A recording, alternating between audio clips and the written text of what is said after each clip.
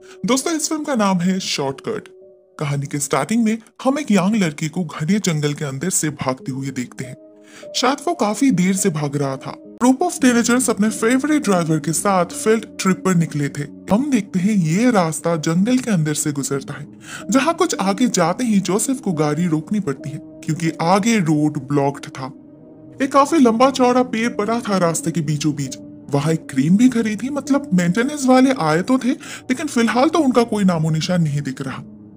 इतनी दूर आने के बाद जोसेफ वापस जाना नहीं चाहता था, तो वो एक दूसरा रास्ता अपनाता है, एक शॉर्टकट जो कन्वेंशनल रास्ता तो नहीं था, मगर अभी इसके अलावा और कोई ऑप्शन नहीं। जोसेफ उसी रास्ते पर गाड़ी घुमाता है, मगर वो नोटिस ही नहीं करता कि उसी रास्ते के पास एक लाश भी पड़ी है। वो लोग तो कुछ और ही देखने में बिजी हो जाती है। असल में इस नए रास्ते पर एंट्री लेते ही सर्दियों का मौसम आ चुका था। चारों तरफ जैसे अंधेरा छा चुका था।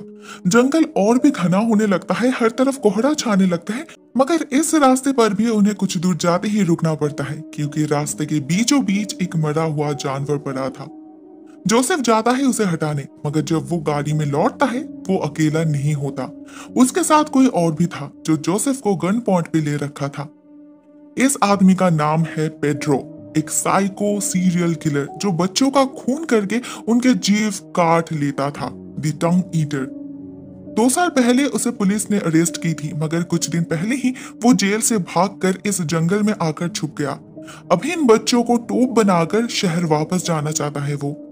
सभी बच्चे उसे देखकर बहुत डर जाते हैं। जोसेफ भी उसे शांत रखने के लिए उसके ही कहने पर ड्राइव करने लगता है एंड ग्रेजुअली एक टनल में एंटर करता है। तब तक शाम हो चुकी थी।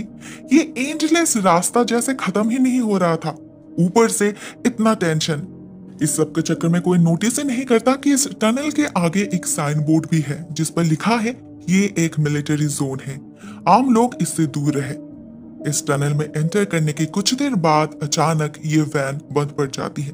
पेट्रो क्वीनी को गन पॉइंट पे लेके जोसेफ को फोर्स करता है इसे ठीक करने के लिए। जोसेफ कोशिश तो करता है, मगर प्रॉब्लम उसे समझ नहीं आती। तभी उन्हें वैन के रोशनी से कुछ ही दूरी पर एक चीज नजर आती है, काले रंग के बस्ते की तरह। वो क्या है किसी को समझ नहीं आ रहा था, तो पेड्रो जोसेफ को भेजता है देखने के लिए। अचानक टनल की लाइट्स ऑफ हो जाती है और जोसेफ उसके सामने जा पहुंचते ही ये चीज उठकर खड़ी हो जाती है, हमला कर देती है जोसेफ पर और मार डालती है उसे। अंधेरे में कोई ठीक तरह से कुछ भी देख नहीं पाता, मगर जोसेफ के चिल्लाहट से सभी के रोंगटे खड़े हो जाते हैं। स्पेशली पेड्रो बहुत ही ज्यादा डर चुका था। वो अभी के अभी यहाँ से निकलना चाहता था, मगर गाड़ी की चाबी तो जोसेफ के पास है। पेड्रो की हिम्मत नहीं हुई खुद जाने की, तो वो इन बच्चों को ही फोर्स करता है एंड फाइनली बेस जाती है चाबी लाने। जोसेफ की हालत देखकर वो बहुत ज्यादा घबरा जाती है। उसे जैसे किसी जानवर ने नोच नोच कर खाया है। टनल के अंधेरे कोने में बेस को एक काला साया भी नजर आता है। जैसे ही वो फ्लैशलाइट ऑन करती है वो क्रिएचर छुप जाता है अंधेरे में। मगर बेस समझ चुकी थी कि ये वही क्रिएचर है, इंसान की तरह दिखने वाला जिसने जोसेफ पर हमला करके उसे मार डाला है। बेस भागकर गाड़ी में वापस आ जाती है, सभी को इन्फॉर्म करती है उसने क्या देखा। रेजी उस चाबी से इंजन स्टार्ट करने की कोशिश करता है, मगर यह गाड़ी तो खराब हो चुकी थी। अचानक उन्हें वैन के ऊपर किसी के भारी फुटस्टेप्स सुनाई देते हैं, साथ में स्क्रैचिंग की आवाज भी। अभी तो इस वैन में भी वो लोग सुरक्षित नहीं थे। पेट्रो ऐसे मरना नहीं चाहता था, तो वो गाड़ी से उतर जाता है बंदूक से उस क्रिएचर का शिकार करने, लेकिन उल्टा उसे ही मरना पड़ता है। ये बच्चे वैन का दरवाजा बंद करके किसी तरह अपने आप को बचाने की कोशिश करते हैं, मगर ये क्रिएचर अपने नुकीले नाखूनों से उस दरवाजे को बहुत ही आसानी से खोलकर घुस जाता है वैन के अंदर। वैन की लाइट्स फ्लिकर करने लगती है। डर से सभी चिल्लाने लग जाते हैं। उधर दूसरा दरवाजा जैम हो चुका था। ऐसे कियोस्क के बीच बेस को याद आता है उसके फ्लैशलाइट दिखाने पर ये क्रिएचर छुप गया था, तो इस बार भी वो वही करती है। सभी उसे फ्लैशलाइट से डरा के बाहर भागते हैं। टनल के पास उन्हें एक साइडवे मिलता है जहां से वो लोग नीचे जाने लगते हैं, मगर नीचे तो जैसे भूलभुलैया बना हुआ था। हर तरफ अंधेरा था। बहुत सारे पैसेजवेज थे जो जाल की तरह स्प्रेड हो रखे थे। ये लोग एक रास्ते को अपनाते हुए एक रूम में जा पहुंचते हैं। वहां बहुत सारे कैंडल्स पड़े थे। एक फ्लोर मैप था जिससे उन्हें पता चलता है जनरेटर रूम कहाँ है। बेस और नोलन समझ चुके थे इस क्रिएचर को सिर्फ रोशनी से ही काबू किया जा सकता है, तो वो दोनों निकल पड़ते हैं जनरेटर ऑन करने। मैप फॉलो करते हुए वो लोग वहां पहुंच तो जाते हैं, मगर उससे पहले रास्ते पर उन्हें एक स्केलेटन दिखता है, किसी आदमी का। वो भी शायद इसी क्रिएचर का शिकार बना था। उधर एट द सेम टाइम क्वीनी को बाथरूम जाना पड़ता है, तो रेजी उसके साथ जाता है। एक स्पॉट पर दोनों अलग होते हैं क्योंकि ऑब्वियसली क्वीनी को प्राइवेसी चाहिए थी। रेजी उससे बस कुछ ही दूरी पर खड़ा था। फिर भी ना जाने कब वो क्रिएचर क्वीनी को उठा ले जाता है। कोने में जा पहुंचते हैं, अंधेरे कोने में। वहां उन्हें क्वीनी तो दिख जाती है, मगर उसे देखकर इन दोनों की हालत खराब हो चुकी थी। क्वीनी के ऊपर वो क्रिएचर बैठा था जो उसे जकड़ कर रखा था। रेजी उसे बचाने के लिए उस क्रिएचर को मशाल से डराता है। इससे क्वीनी तो बच जाती है, मगर ये क्रिएचर उल्टा रेजी पर हमला कर देता है। कार्ल और क्वीनी बस देखते ही रह जाते हैं। उन्हें समझ ही नहीं आता इस वक्त उन्हें क्या करना चाहिए। फॉर्चुनेटली ठीक उसी वक्त base and Nolan generator on कर देते हैं। उन्हें एक साथ रहना होगा। उधर लाइट्स ऑन होते ही बेस और नोलन को उस जनरेटर रूम की हालत दिखती है, जिसे देखकर लग रहा था कि वहां कोई रहता था। दीवार पर बहुत सारे मिसिंग पोस्टर्स टंगे थे। इस क्रिएचर के स्केचेस बने हुए थे, कुछ पेपर वर्क्स थे और एक डायरी जिस पर जुएलियो शार्पी का नाम लिखा था। ये वही लड़का था जिसे हमने फिल्म के स्टार्टिंग में भागते हुए देखा था। वो 40 साल पुरानी बात है। एक दिन जुएलियो और उसकी बहन ऐसे ही घूमते घूमते इस टनल में आ पहुंचे थे। उन्हें एडवेंचर बहुत पसंद था, मगर जुएलियो ने कभी सपने में भी नहीं सोचा था कि उसकी बहन की मौत एक ऐसे ही एडवेंचर में होगी, वो भी एक ऐसे क्रिएचर के हाथ। उस वक्त उसके बातों पर किसी ने बिलीव नहीं किया, ना उसके पेरेंट्स ने ना पुलिस ने। लेकिन जुएलियो ने अपनी खोज जारी रखा। 20 साल बाद वो वापस आ गया इस टनल में, इसी को अपना घर बना लिया और इसी क्रिएचर के बारे में सारे क्लूज, उसके वीक पॉइंट्स इकट्ठा करने लगे। उन्हें भी इस क्रिएचर के फोटो सेंसिटिव होने के बारे में पता था, तो उन्होंने एक हाई वोल्टेज मशीन बनाना स्टार्ट किया जिसके रोशनी से क्लूज, उसके वीक पॉइंट्स इकट्ठा करने लगे।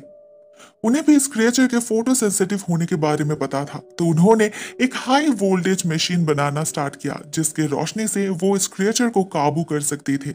मगर अनफॉर्चुनेटली उसे पूरा करने से पहले ही उन्हें मरना पड़ा।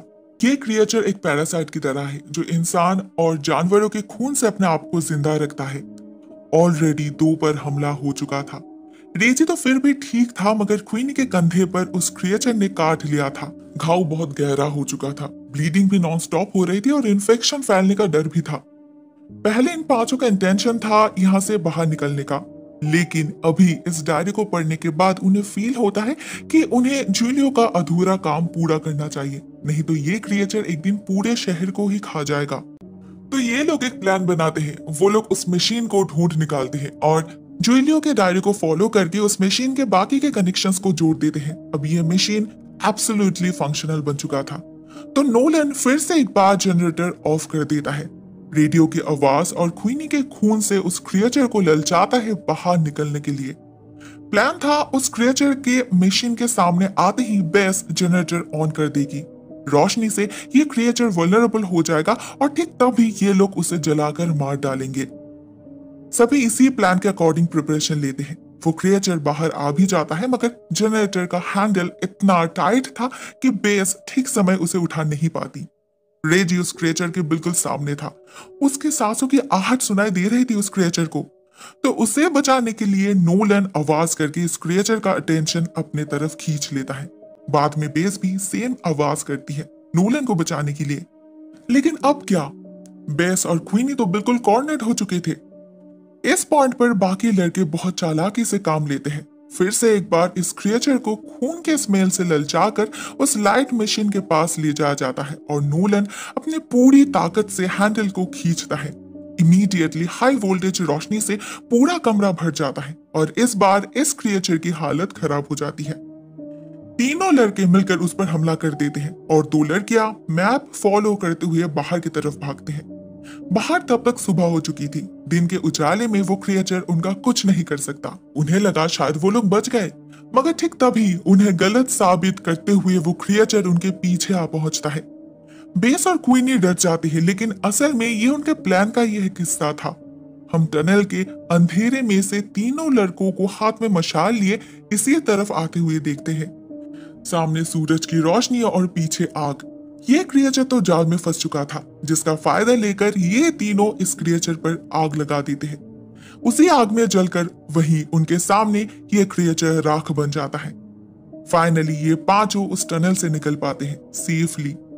क्वीनी की ट्रीटमेंट की जाती है। वो लोग पुलिस को भी इन्फॉर्म करते हैं, बट अगेन उन पर कोई यकीन नहीं करता। नेक्स्ट डे एक ऑफिसर आते तो है चेक करने, लेकिन उन्हें यकीन था उन्हें वहां कुछ नहीं मिलेगा। मगर टनल में एंटर करते ही उन्हें किसी जानवर के घुर्राने की आवाज सुनाई देती है। अचानक उनका टॉर्च खराब हो जाता है और हमें उनके पीछे अंधेरे में वही क्रिएचर नजर आता है। इसके बाद उस ऑफिसर के साथ क्या हुआ ये तो हमें फिल्म में दिखाई नहीं देता, सिर्फ अंधेरे में उनकी चीखें ही सुनाई देती है।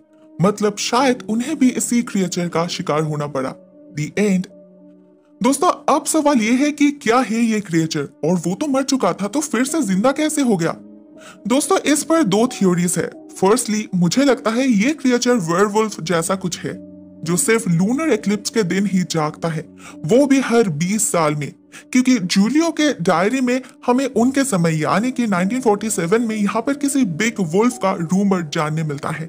मे बी वो खुद को हील कर सकता है, इसीलिए इमॉर्टल है। या फिर according to my second theory ये किसी मिलिट्री एक्सपेरिमेंट का नतीजा भी हो सकता है, इसीलिए वो साइन बोर्ड लगा के सिविलियंस को इससे दूर रखा जा रहा था। जब यहाँ से लोग गायब होने लगे तो इस टनल को अबांडन कर दिया गया, लेकिन इससे उस क्रिएचर को रोका नहीं गया। हमें उस क्रेन के पास जो लाश दिखी थी वो शायद उस मेंटेनेंस वाले की ही थी, और हो सकता है ऐसे क्रिएचर एक नहीं बल्कि और भी कई सारे हैं।